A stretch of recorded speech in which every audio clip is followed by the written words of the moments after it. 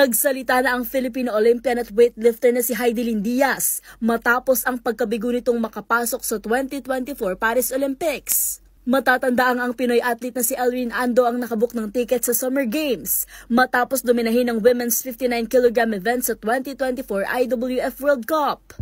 Ayon sa 33-year-old Pinay athlete, bagamat bigo itong makuha ang ikalamasa ng Olympic appearance, tanggap na nito ang nangyari at sinabing hindi para sa kanya ang Paris Olympics.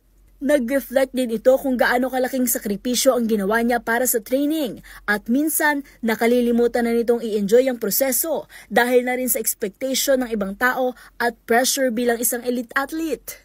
Sinabi rin ni Diaz na hindi lang Olympics at weightlifting ang meron siya at gagamitin niya ang pagkakataong ito para matuto pa ng ibang skills gaya ng pagtupad sa pangarap niyang mag-take ng culinary courses at syempre maglaan na rin ng oras para sa kanyang pamilya. Iniwan din ito ang mga katagang winning is not everything.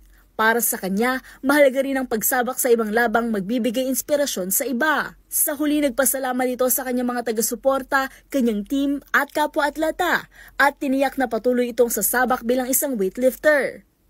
Taong 2008 nang sumabak sa Olympics si Diaz, 2016 nang maiuwi niya ang silver medal sa event at 2021 nang masungkit nito ang gintong medalya.